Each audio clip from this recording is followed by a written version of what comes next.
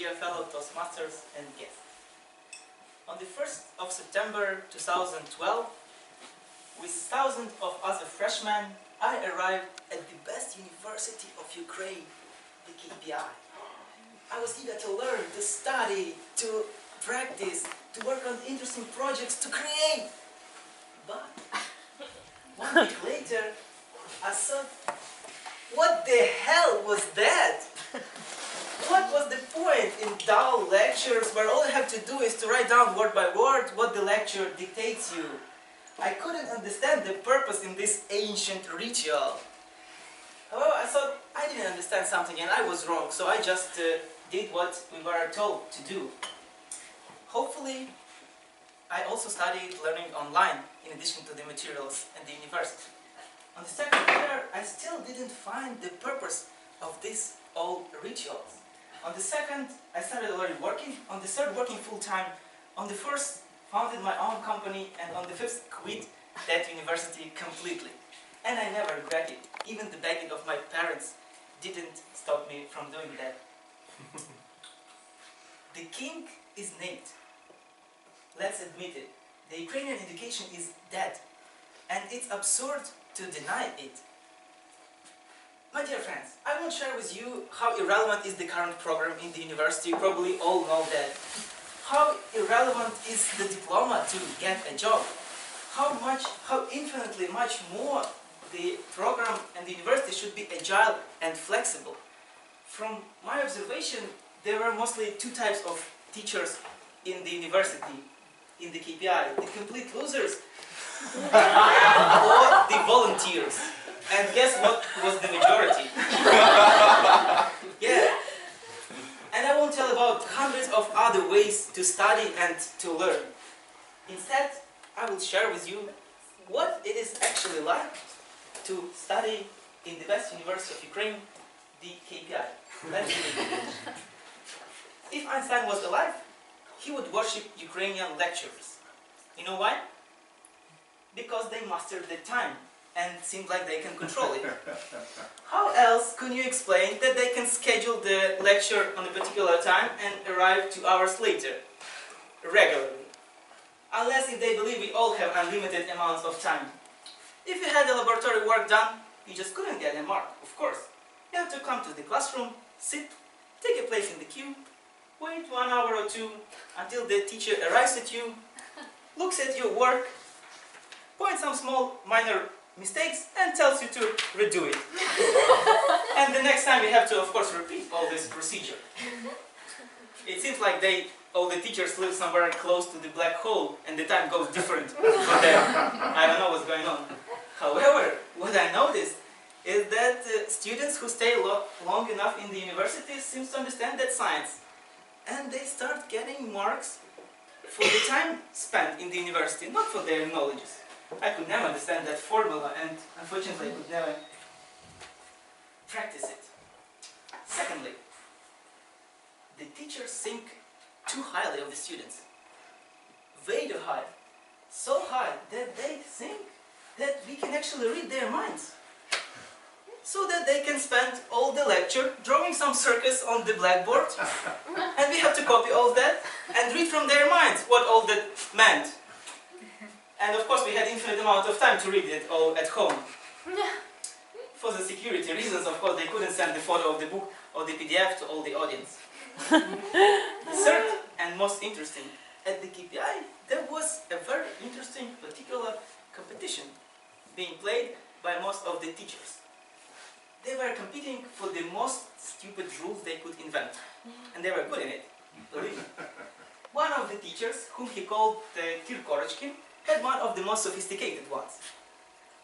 All the marks were written on the piece of paper, like from the notebook, and you had to carry it with you everywhere.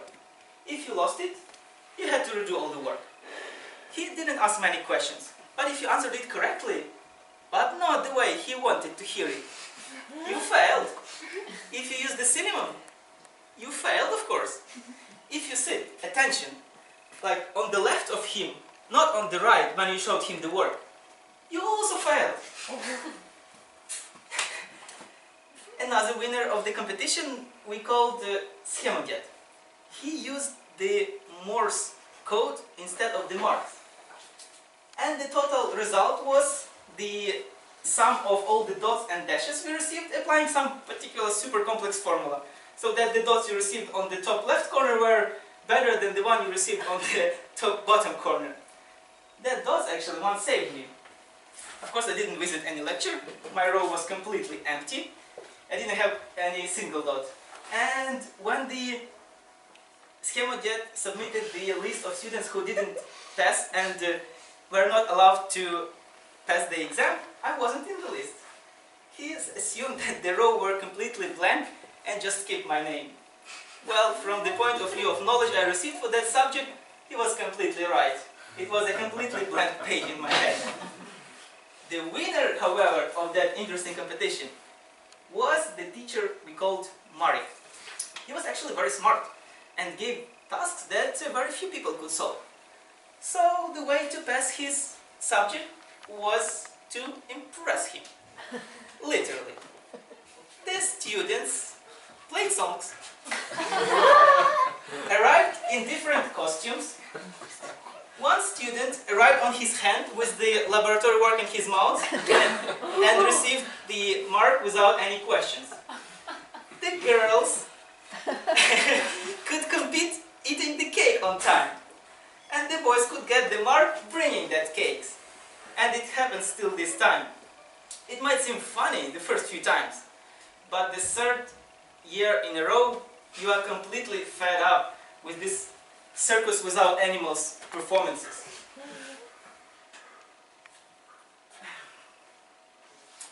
One second. I'm just very impressed of all these memories. Summarizing my experience in the university, I could say that it's an enormous time waste machine. There were, of course, good moments that I enjoyed and I didn't regret going there. I also learned a lot and met a lot of friends. However, I would advise 16 and 17 years old not to enter the university if they knew what they want to be, what profession they choose. For those who didn't choose, I would recommend going, but applying the principle of David Hanson, the CEO of Basecamp. His approach is to invest as little time as possible in order not to get kicked off and spend the rest of the time doing a truly important thing for you. I believe using that approach we'll all live in a better world.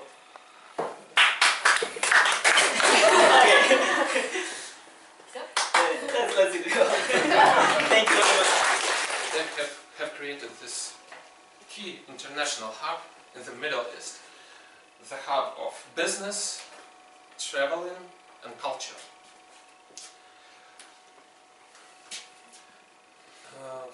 Success of Dubai lies in three main principles: leadership, branding and attraction. First, we can look at leadership in this regard of the Dubai royal family, because in the very beginning they made smart decisions. They didn't go euphoric with oil.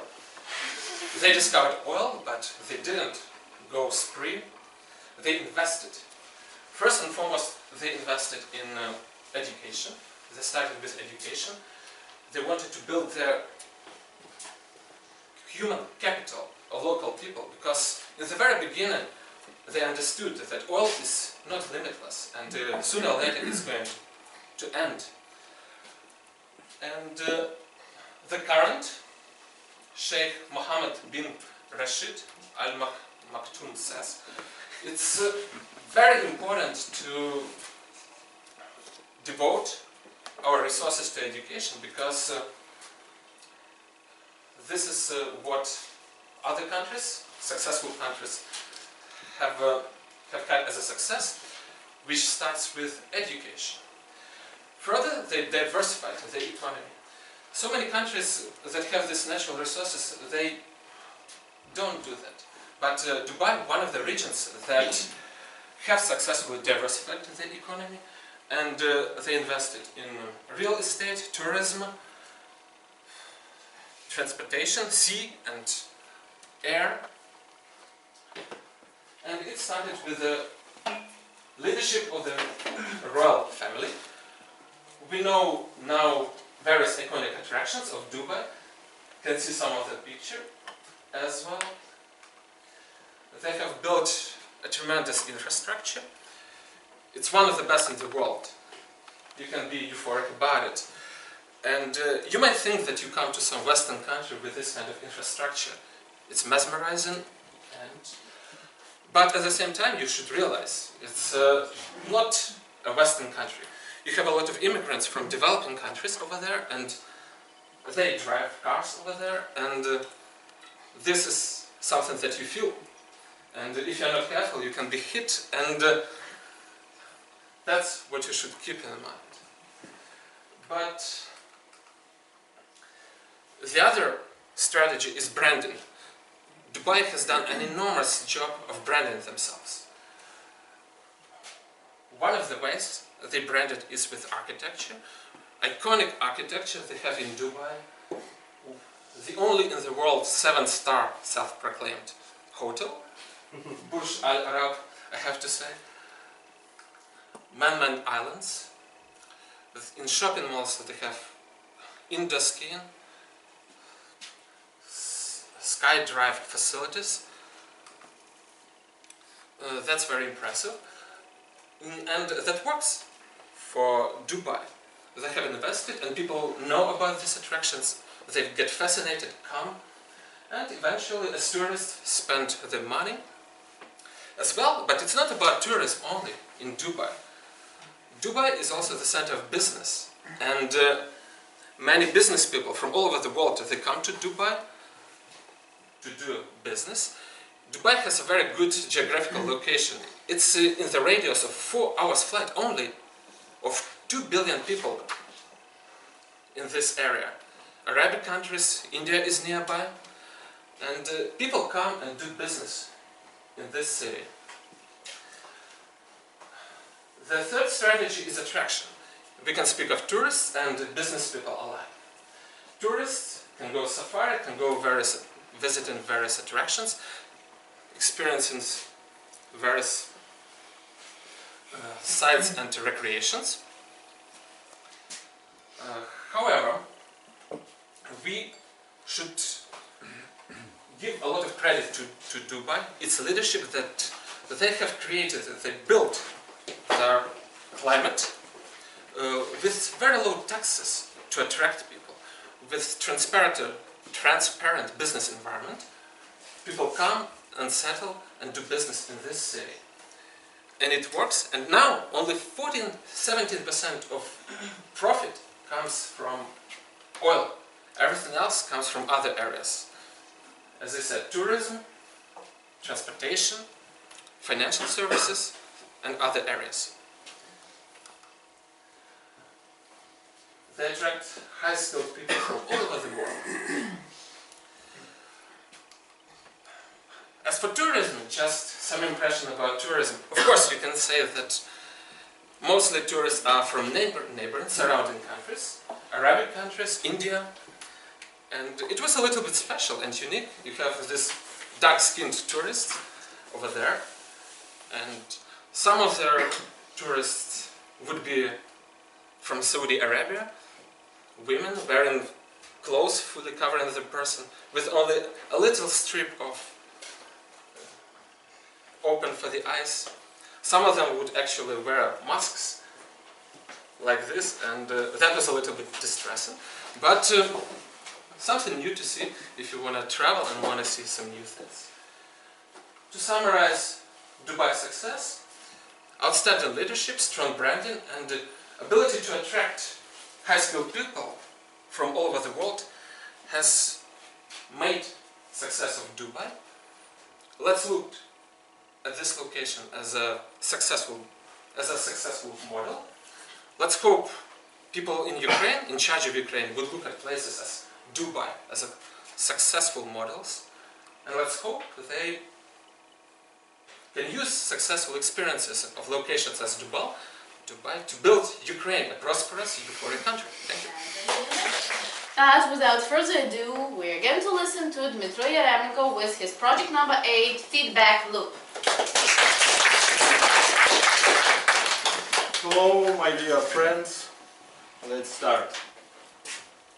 From childhood, we learn how to solve problems. Starting from very simple, such as screaming when you want to eat, to more and more complicated issues. We've learned that if problem is big, we could split it into smaller one and solve separately. However, at some point in time, we might have faced problem that couldn't be solved in this way. Or even worse, we do something usual and it looked like it helped. However, at some point in time, we got back even more complicated problems and our euphoria about solution disappeared. Why does it happen? First of all, we need to understand that things around us is not as simple as we used to think. Any problem is actually a complicated system with a lot of variables. And just by simply splitting it into pieces, we first of all might lose the whole pictures.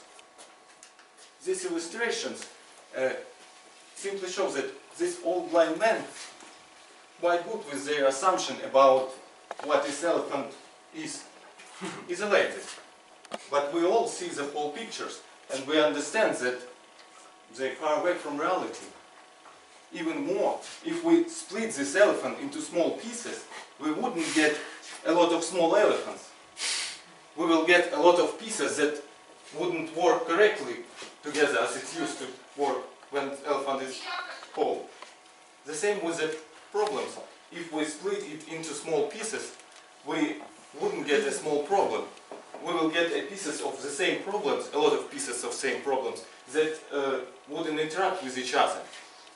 What should we do? Causal loop diagrams or feedback loops is a tool that helps to clarify how components interact with each other in complicated systems. We define k parts and uses arrows to show how they influence on each other. Sorry. We used to think about cause and action in a simple linear perspective. Just simply we have a cause and there is effect, and that's all. This is it's not look good, but sorry for that. But this is a great example of this. We have a problem, we make some action, and this is the end. However, feedback loops can show us that story actually go on. We have a problem, and its effect, it describes the amount of action we made. This action influences on the problem, and again, there are problems that left there will affect the action, the new action. Let's look on it on a simple example. Imagine we have money in a bank account. If we increase money in a bank account, we will increase the interest that we earned. The interest that we earn will affect the money in a bank account, so the money will go up even more.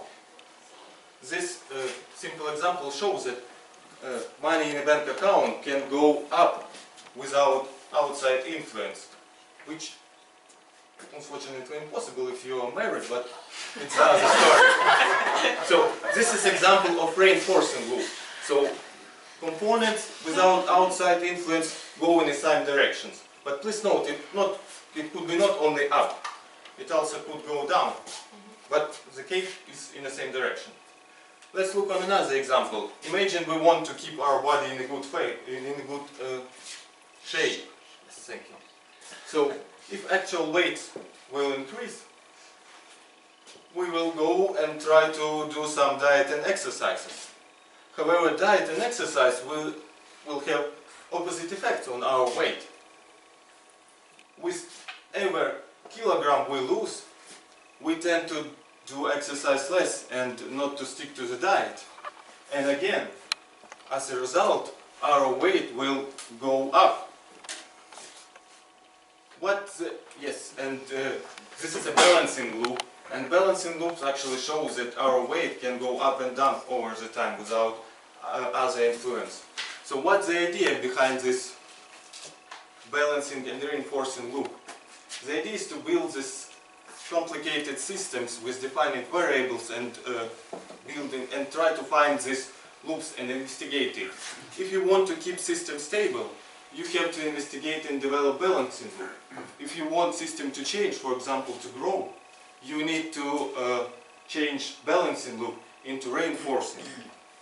And I want to tell you that it might be a quite complicated task, because at the end of the day you might end up with something like this, which doesn't look really simple.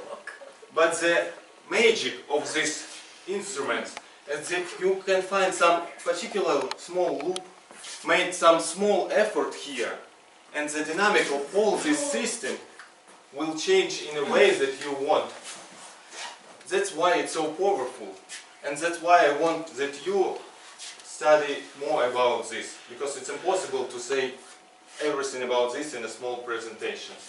And this is because if the only tool you have is a hammer, you tend to see every problem as a nail, and if you want to solve complicated problem, you need to have relevant instruments.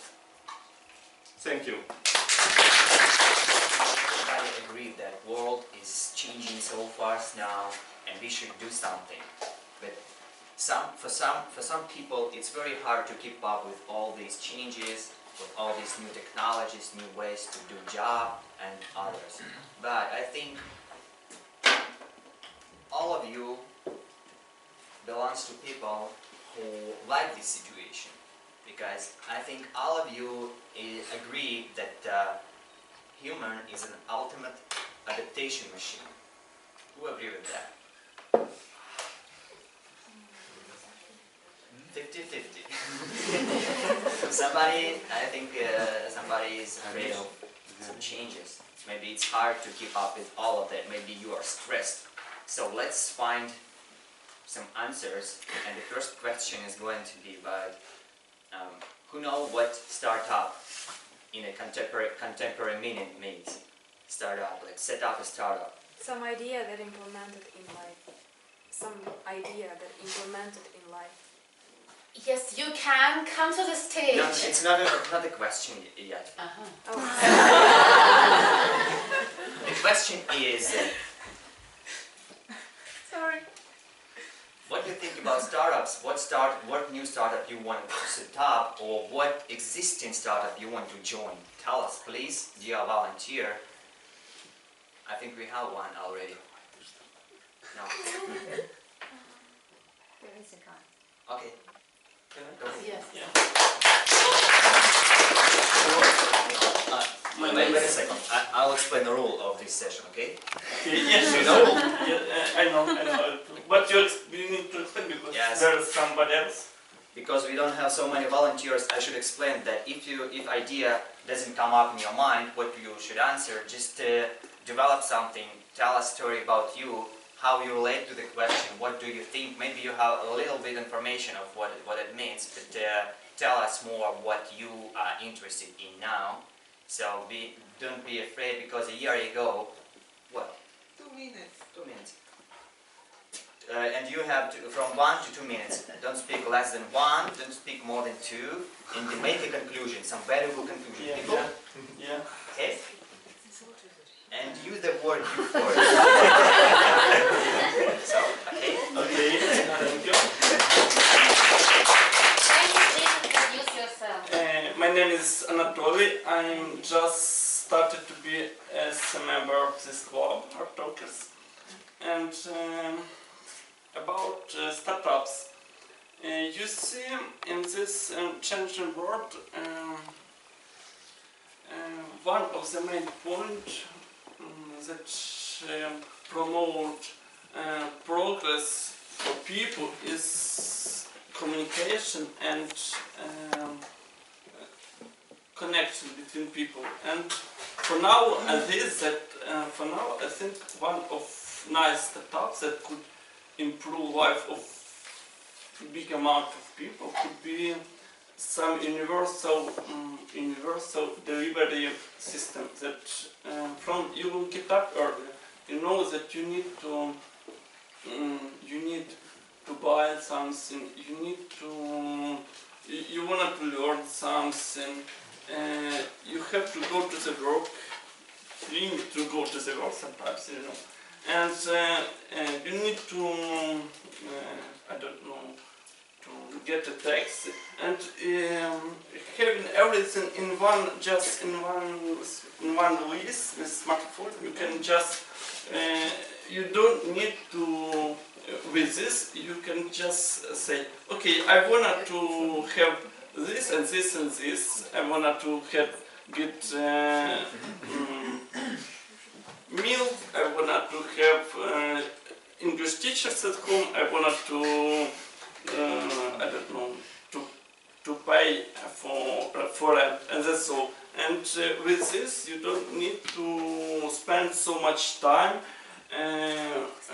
realizing what is the phone number, how to call it, when it's time, and you will be free for your true imagination. You can think about things that really matters in your life. I don't know, some invention, some inventions, yeah. And with that all, you will have much happiest life. It's not. It could be like a free in your life. So. You wait most, and why? How are you going to benefit from the future, from this exact future technology? Please share with me. Please.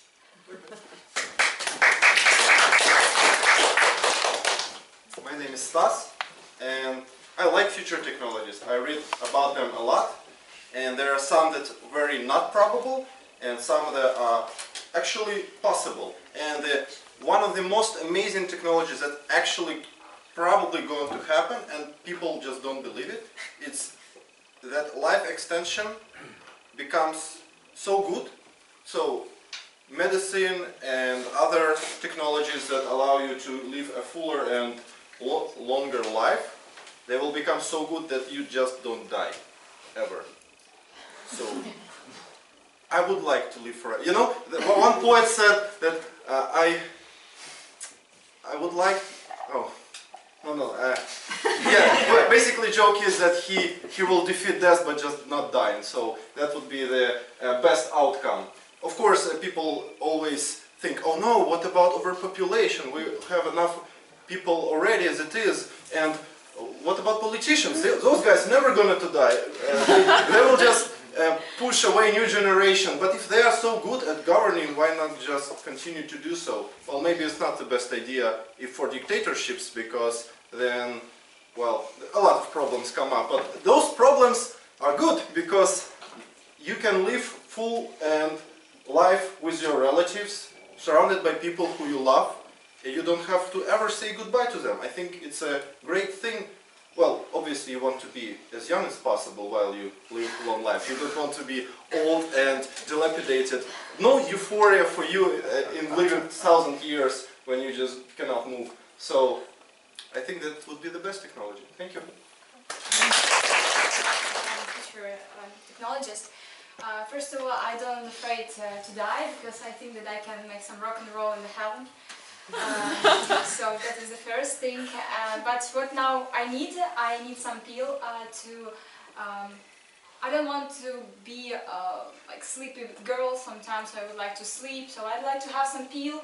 I just drink this peel, and I don't want to sleep at all.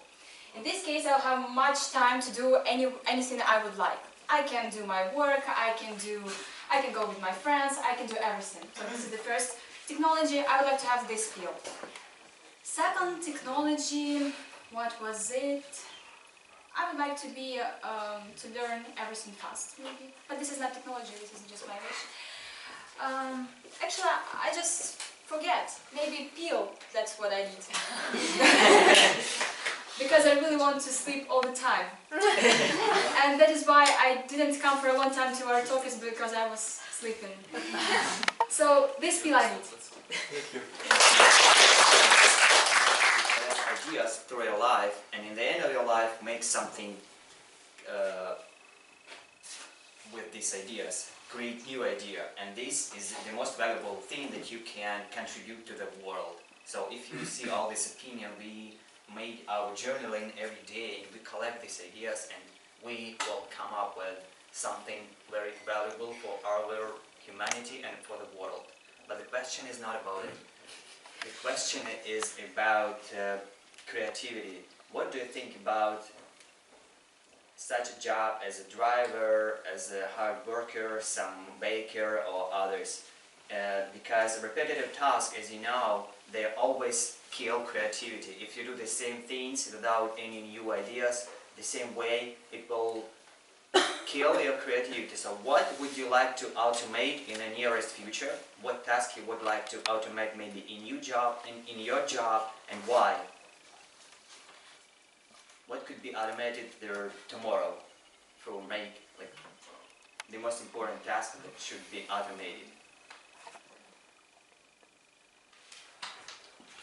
I can't answer, but I already did. I know. Can you repeat the question? Please. Okay. What task, very boring task, maybe in your job, maybe a job of your friend, could be automated? Like repetitive, boring task, very important but very boring, that could be done by robots or by some program, software. What could it be to make life, to make more option for people to use their creativity and do something more interesting? So driver can go and make some, and draw a picture and make a poem without driving. Alex. Pick your guest. I have a question. Okay. Answer, by the way. Answer. Thank you for the question. Actually, everyone has a different equipment at his job, and for example, for my job, the best equipment is a microscope. The microscope, this is equipment you know from a school, but nobody probably doesn't keep it always every day like me. Because a microscope is just standing on my table, another one is standing in another laboratory, and it's two microscopes in my house. And of course, this equipment is developing very quickly. But nevertheless, of course, our microscope just becoming old and old every year, and my newest microscope just 10 years old, but the best one with, more than $10,000. So that's a good idea to have best equipment when you can use and even automated equipment. For example, why are you going to use microscope? Because you can see even the dust on your table. You can see just what is on your hand. You can see what is inside your blood. And the cost of microscope can be different. For example, my microscope cost $10,000, but some people from India who came to immigrated to America invented microscope for $5. Why? To study the blood just in Africa, and now it's sold just for $30 one microscope with a cartoon made microscope with some lenses. And you can easily look for your blood how it's good or bad. Or in tropical areas, this is very important. And of course, if I would like to buy the very expensive microscope, which will be absolutely automated with a good camera, with a good video, which will just help me very easy to improve my job, this will be a very great idea. And it's very attractive to show it on internet as well. So you can see some of my videos, which I made under the microscope on my YouTube channel. And I think so you will be surprised, because school passed away. When some people say, I never seen it in school. It's a miracle. So look under the microscope. That's interesting.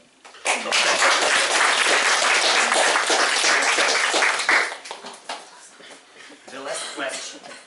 So turn on your imagination and answer first two questions for me. Can you trust humans? Can we trust each other? How do you think?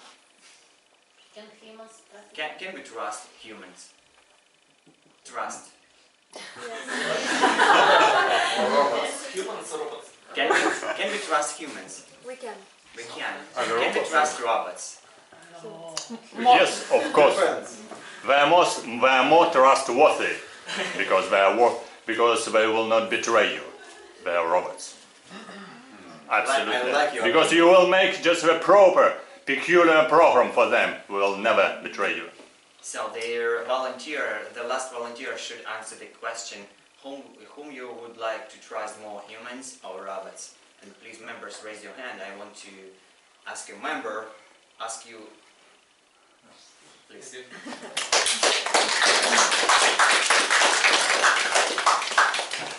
Thank you, Anton. We had this speech last week by Stas. But the question is, do we trust a robot or a human? And it's a question of volition. Does a robot have its own will? Does it know what it wants to do? And if it knows what it wants to do, what in the world might it want to do? And this was exactly the question that Stas asked. Now, robots are interesting because, humans, by evolution, we came up fighting, one amoeba fought another, and the amoeba that was successful got to survive and became a sponge or a worm or something. And we have been in competition throughout the whole history of evolution, which goes back 3.5 billion years. Multicellular, 1 billion. So we are the product of evolution, and we fight each other, and we have our own will. We want to do stuff. Now, what are these robots going to want to do? So far, there isn't any answer, as you said. If they ever figure out that what they want to do is to eliminate us, we're all going to be in trouble. So, but why would they have a will? Why would a robot have a will? This is a question I will just leave hanging in the air. It's a question for philosophers, not for me. As somebody just asked, do we want to live forever? I don't think I will, and this problem will be solved after my time. So with that, I give it back to you, Anton.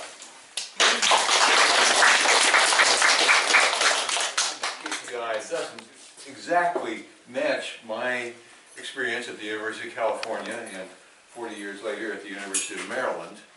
The difference is this, that see, all the communists left here and went to the United States, so we get a good communist indoctrination in our education. You just get goofy professors who aren't very effective, but we get indoctrinated in ideologies that don't work, so you really have the best of the deal. What did I like about your speech? It was extremely well organized. You had 3 points. That's a magic number to remember. Bing, bing, bing. The last one was the rules. You had your objective was vocal variety. Now, this speech didn't lend itself as much to vocal variety as others that you've given, but your vocal variety was nonetheless pretty good. It was appropriate to the speech, but you could have chosen a topic that would have given you a little bit more. I offered 2 other critiques. One of them I offered somebody last week. You said, dear Toastmasters and guests, that is trite, that's a cliche. Come on up, seize the stage, which you did a good job of, but don't lead off with something weak, lead with a powerful statement, because everybody knows that they're happy to be here, so you don't need to do that. The other thing, know your idioms. You spoke about the naked king. This is from Hans Christian Andersen. It's the emperor has no clothes. And when you're going to use an idiom like that you expect somebody to know, if you're speaking in English, learn how the idiom goes in English, because a naked king, you have to think a little bit to know who the naked king might be. Okay, that's about it for criticism.